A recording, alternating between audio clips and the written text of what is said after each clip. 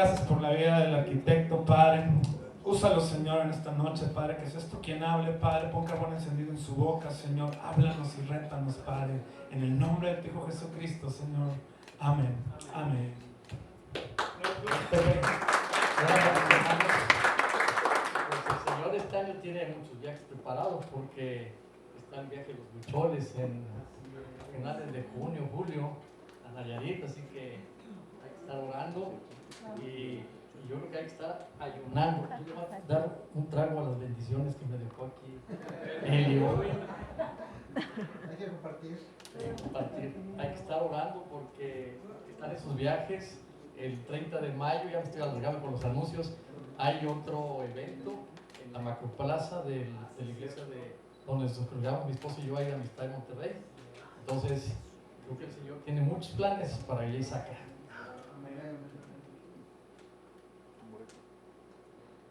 Bueno, para mí es un honor estar aquí con ustedes. No es la primera vez, aunque sea poquito, pero ya les he compartido otras veces.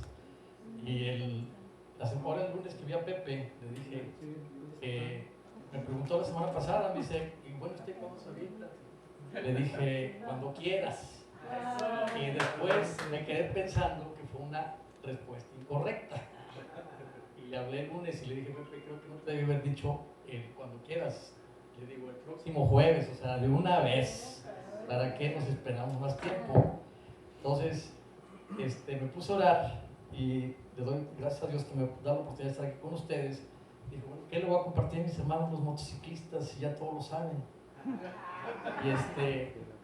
Y voy a empezar con algo de motociclistas, como dijo el hermano hace rato. ¿Qué sienten cuando vamos a salir, que prenden la motocicleta y todo?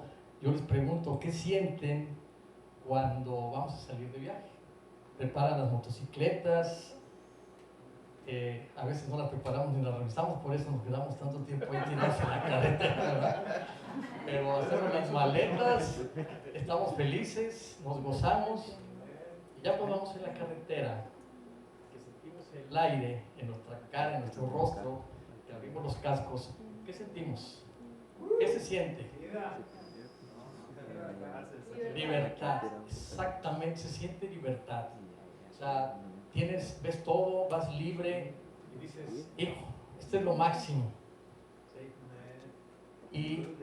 Y entonces el Señor me dijo, compártele sobre la libertad. Me puse a ver qué significa libertad y curiosamente viene bien pegada otra palabra con ella que se llama esclavitud.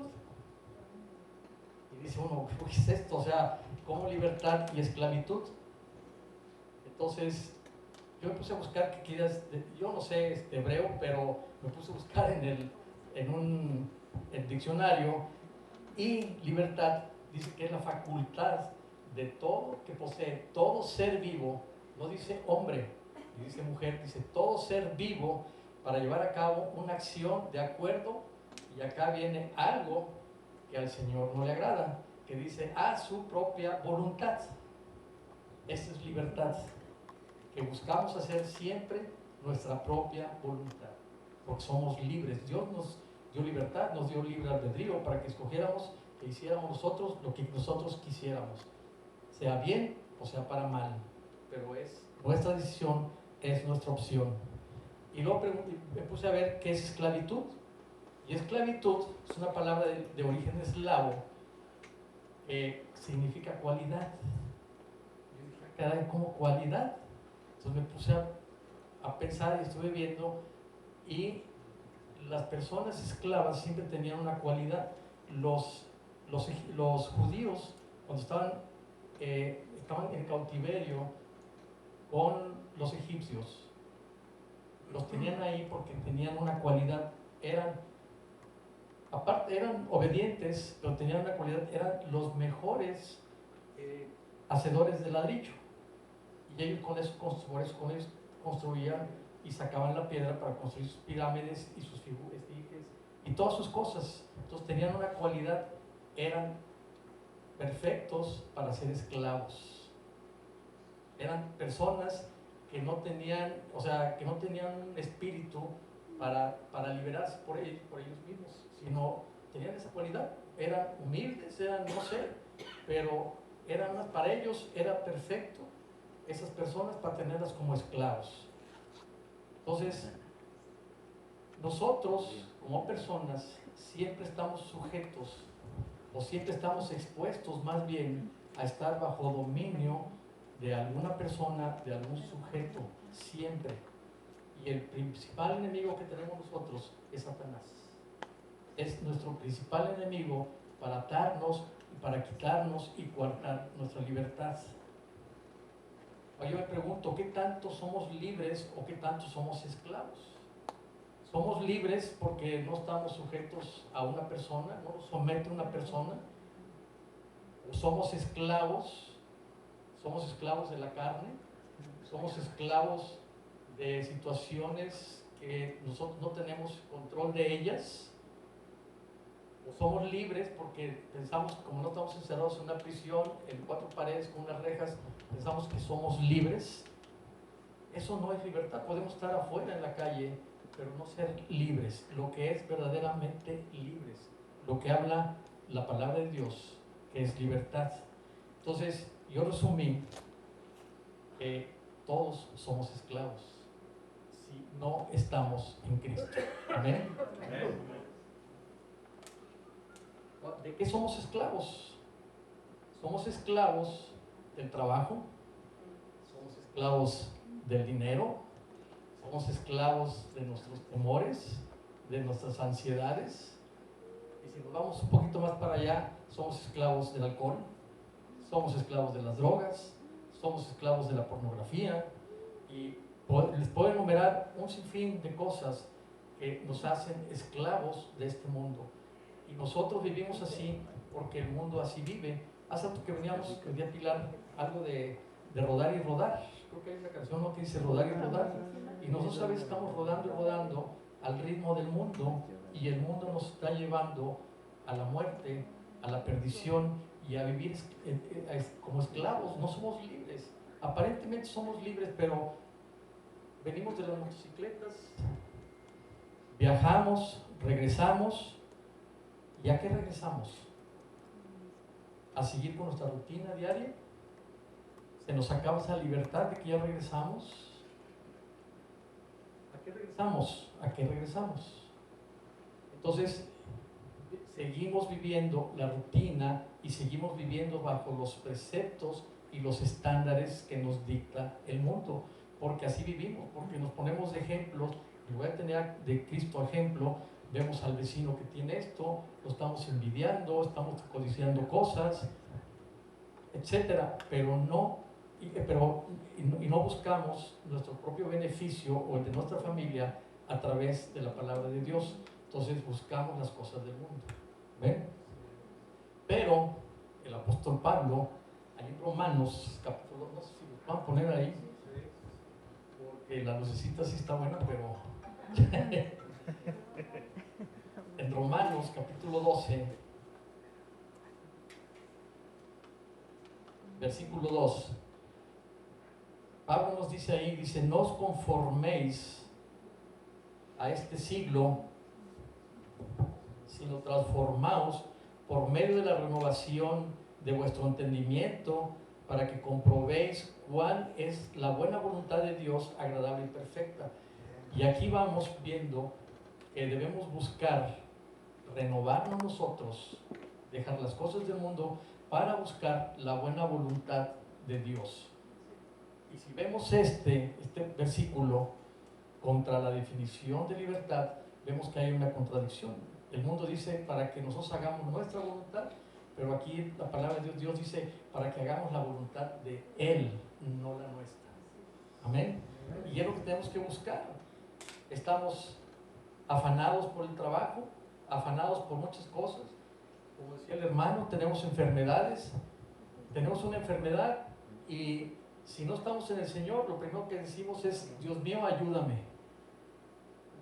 Y a veces, aunque tengamos al Señor, lo vamos haciendo a un lado porque estamos bien. Nuestro pastor a mí me gusta mucho cuando dice: hermano, cuando te esté yendo muy bien, aguas, porque algo está mal.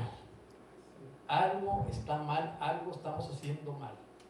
Nos estaremos retirando del Señor, como decía el hermano, lo estamos haciendo a un lado. Entonces, y empezamos a hacer nuestra voluntad, no la voluntad de Dios. En Mateo, Jesús dice, no nos afanemos, estamos afanados siempre por nuestro trabajo, estamos afanados porque no nos alcanza el dinero, estamos afanados porque a lo mejor tenemos problemas con nuestra familia, con nuestros vecinos, no sabemos, estamos temerosos, estamos ansiosos, pero Jesús dice, venid a mí todos los que están cansados y trabajados, que yo los haré descansar. Amén. No nos afanemos por nada. Dice, primero busquen mi reino, mi justicia, y yo les daré todo lo que necesiten. No necesitamos pedirle nada a Él más que hacer la voluntad de Dios. Amén. Yo recuerdo cuando viví en San Luis Potosí, por no hacerle caso a mi esposa y asociarme con unas personas, ya llegué a la cárcel por unos cheques que de esos que se daban antes, hace años, más o menos en la época de esos cantos, yo también me acuerdo, que daban, uno era muy dado a dar cheques sin fondos, digo no sin fondos, sino cheques posfechados, y eran mal usados. Entonces había una ingeniera que me decía a mi esposa, ten cuidado con ella, que mira. Total que hizo mal uso de esos cheques y fui a dar a la cárcel. Estando yo en la cárcel, conocí gente, platiqué ahí una vez con una gente y le decía, oye, ¿tú por qué estás aquí? Me dice, es que me metieron a la cárcel porque había robado una tienda, o sea, no había matado a nadie, era un delito menor, se puede decir un delito menor. Y decía, bueno, ¿y por qué no sales? ¿Por qué no, o sea, si te pones la libertad, por qué no te sales? Dice, porque aquí estoy bien, aquí adentro. Aquí me dan de comer, me dan de vestir, no gasto en ropa, tengo doctor, tengo todo, me dan clases de carpintería, me dan clases de esto. Y él prefería estar en cautiverio a salir a la libertad. Y nosotros a veces así estamos en nuestra vida, preferimos estar en cautiverio del pecado que tener la libertad que Jesucristo nos da, que Jesucristo ya nos dio a través de su muerte. Amén. Y ya estamos encarcelados, pero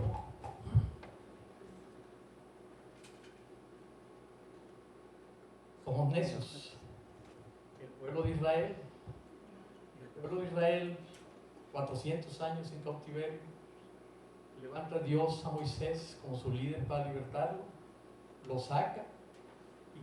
¿Qué es lo primero que hace el pueblo de Israel? Empieza a renegar porque lo sacó de ahí, porque no tenía comida, porque no tenía bebida. Dice ahí en Éxodo 16, dice, comíamos hasta saciarnos.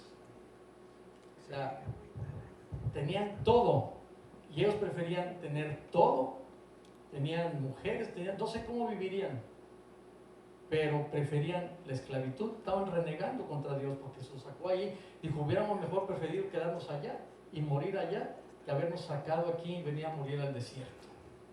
Pero todos en nuestra vida pasamos un desierto. Lo estaba diciendo mi esposa hace rato que venimos para acá. Dice, cuando Dios te manda y te va a mover al liderazgo, te va a pasar por el desierto. Y siempre vamos a pasar por un desierto. Y a lo mejor todos los días vivimos en un desierto y no nos damos cuenta. Porque no buscamos a Dios como Él quiere, como Él desea que lo busquemos. Amén. Pero tenemos una buena noticia. Dios a través del profeta Isaías, y vemos ahí en Isaías 61,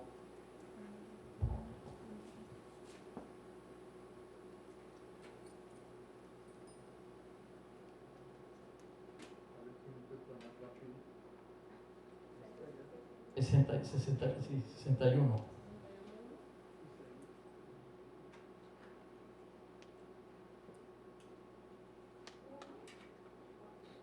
Isaías 6.1, versículo 1.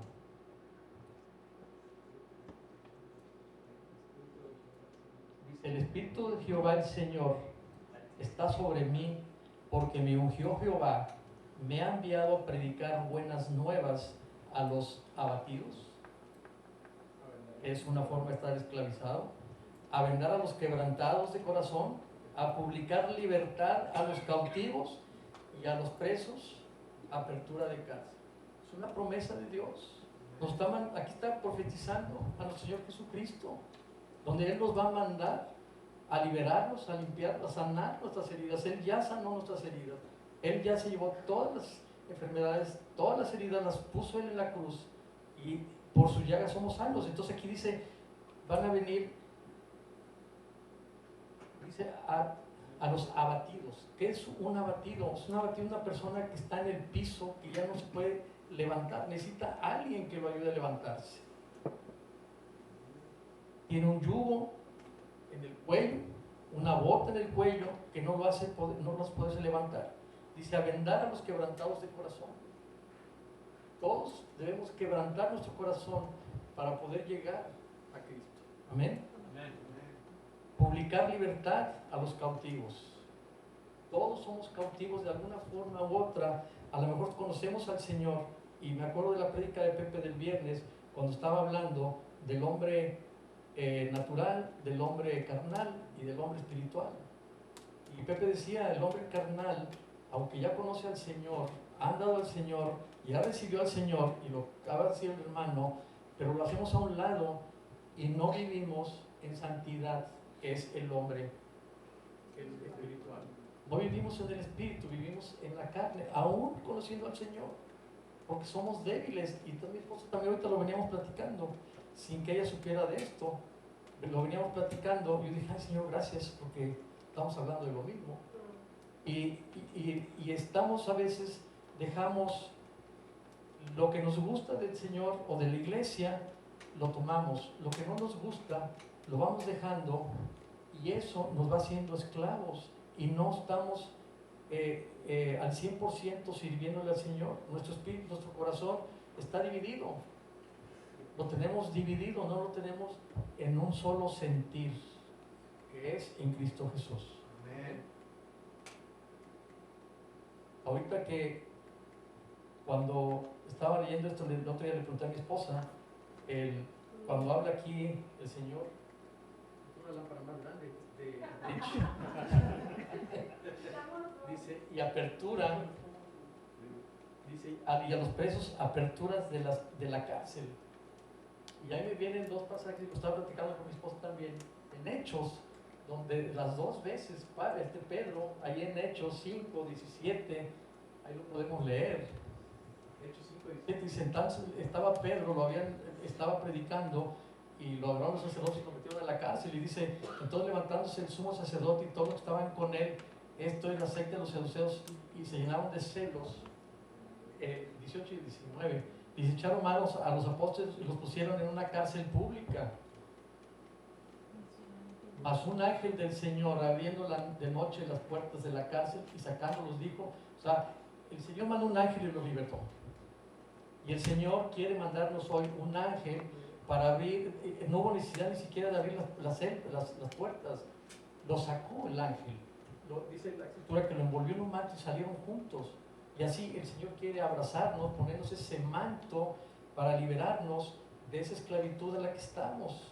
Porque no nos damos cuenta, pero somos esclavos. Amén. Amén. Y en Hechos 17 está todavía más impactante. Es cuando decimos que el Señor actúa sobrenaturalmente.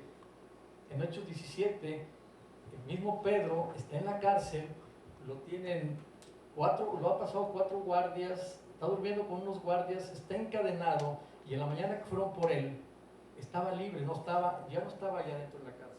El Señor rompió las cadenas de esa esclavitud, de ese cautiverio en donde estaba él, y lo sacó a la libertad. Amén. Amén. Ahora, ¿qué podemos hacer nosotros para encontrar la verdadera libertad?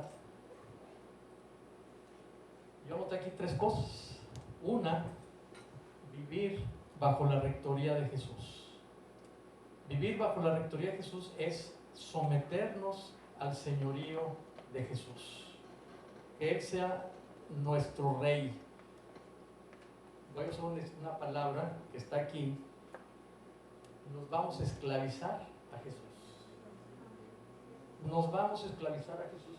Él es al que debemos someternos, no a una persona, no a un yugo desigual, sino al señorío de Cristo.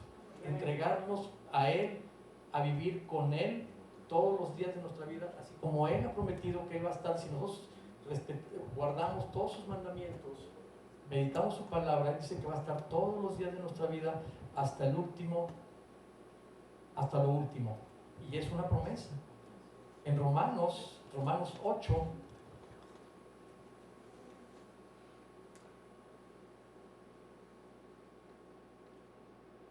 perdón, pero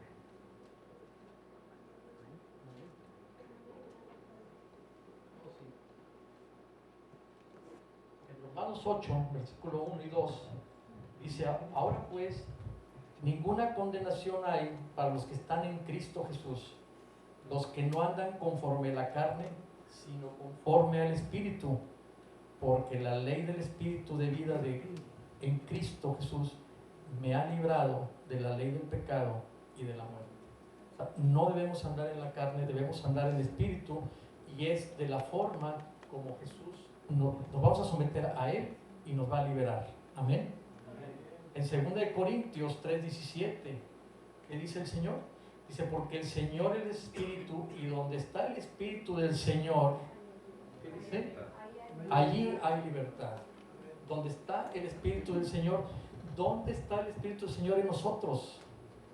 Ahorita vamos a ver aquí, en otro punto más adelante, donde habla de conocerle y permanecer en Él. Y el segundo punto es buscar hacer su voluntad. Ahí en Romanos 12:2, ahorita lo vimos, que es buscar la voluntad de Dios, que es buena y perfecta. Para nuestras vidas no vamos a encontrar nada mejor que hacer la voluntad de Dios que tiene para cada uno de nosotros. Y en 1 Pedro 4, ¿qué dice la Escritura?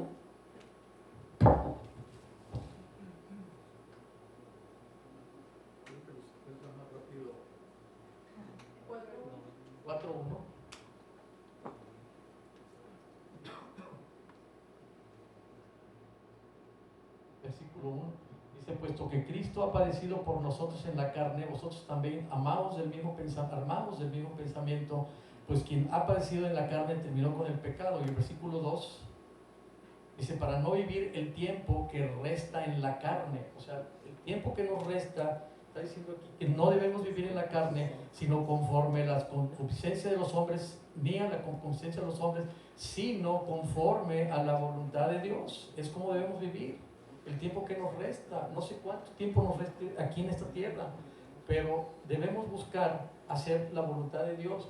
Yo creo que Dios, para Jay Sacra, tiene una voluntad bien definida, que no nada más salgamos a rodar y rodar y rodar y no saber a dónde vamos, sino tener un objetivo, tener la meta puesta en el Señor Jesucristo.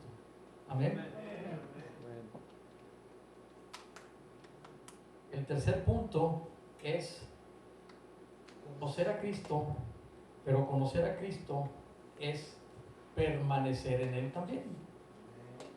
¿Y qué es permanecer? Permanecer es quedarse en un lugar sin cambio, sin moverse. Dios ahí está, Él es inmutable, es inmovible, Él es inconmovible, es la palabra correcta, inconmovible. Hoy le preguntaba a Pilar, le digo, ¿cómo se llaman los soldados, los guardias que tiene el Papa y los que tiene la Reina de Inglaterra? Los beef eaters. Son soldados, son los guardias que tiene ahí.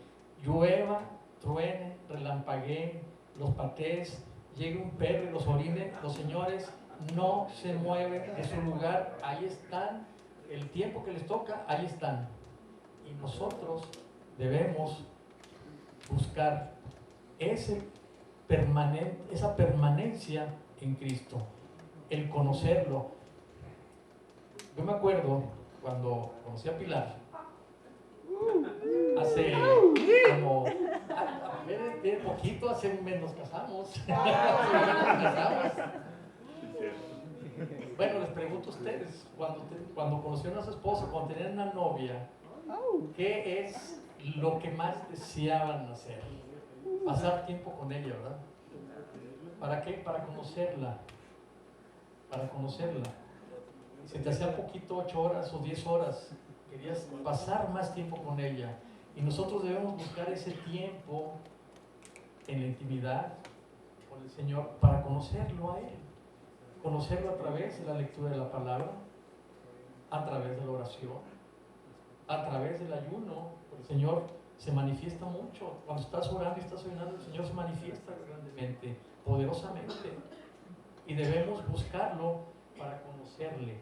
Así como buscamos a nuestra novia, necesitamos buscarlo, enamorarnos de Él para poder estar con Él. Pero no nada más es conocerlo, sino permanecer en Él. Porque Él permanece para siempre. Él no se va a mover de ahí. Los que nos movemos y nos hacemos a un lado somos nosotros. Yo le ponía un ejemplo. Tienes una casa, ahí vive, tú la mueblas y todo, pero si no la habitas, si no moras en ella, es una casa vacía. Es una casa que con el tiempo se va deteriorando. Se llena de hongos, se llena de telarañas, y así es nuestro corazón. Si Cristo no muere en nosotros y el Espíritu Santo no muere en nosotros, vamos a tener telarañas que nos van a estorbar, que van a hacer que nuestra casa se vea fea y el Espíritu no va a morar ahí. Entonces necesitamos conocer y permanecer en Cristo. En Juan 8, versículos 31 y 32, dijo entonces Jesús a sus discípulos, a los judíos que habían creído en Él: si vosotros permanecereis en mi palabra, ¿qué dice ahí? Seréis verdaderamente mis discípulos. ¿Y qué es un discípulo? Es una persona que está pegada a su maestro para conocerle. Anuncio, es muy importante que estén tomando los discipulados para permanecer en el Señor. Y el versículo 32 dice: y conoceréis la verdad, y la verdad es la palabra, es Cristo, y la verdad, ¿qué dice ahí? Los hará libres. Solamente la palabra de Dios nos va a hacer libres. El dinero no nos va a hacer libres. El tener muchos bienes no nos va a hacer libres. Más que ni muchas motos tampoco. Ni muchas motos. Entonces, necesitamos permanecer para conocer a Cristo. Yo les hago 3 preguntas. El hermano ya hizo 2 o 3 hace rato. Yo les hago más. Ya tenemos mucha tarea. Dice: ¿cómo andamos? ¿Somos verdaderamente libres? Habría que analizarnos uno. Yo me las hice a mí mismo. ¿Estamos cautivos y no nos damos cuenta? ¿Vivimos bajo la voluntad del mundo o bajo la voluntad de Dios? ¿Cómo andamos? Necesitamos analizarnos nosotros mismos y quitar todo lo que nos estorbe para poder andar en la voluntad de Dios, andar bajo el señorío de Cristo. Amén. Amén. No sé si me quiere acompañar con el tecladito. Ya para terminar, yo les quiero comentar algo.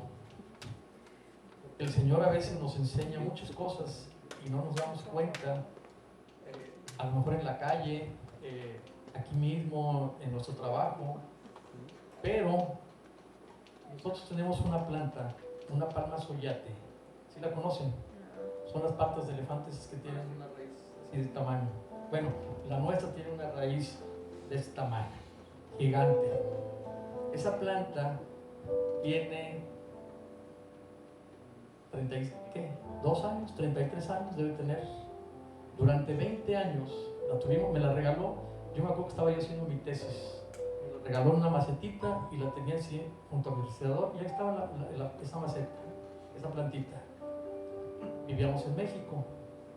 Después la pusimos en una maceta, nos fuimos a vivir a San Luis Potosí, y llegamos a San Luis Potosí, la pusimos en una maceta más grande, y ahí estuvo 10 años, pero no pasaba de este tamaño.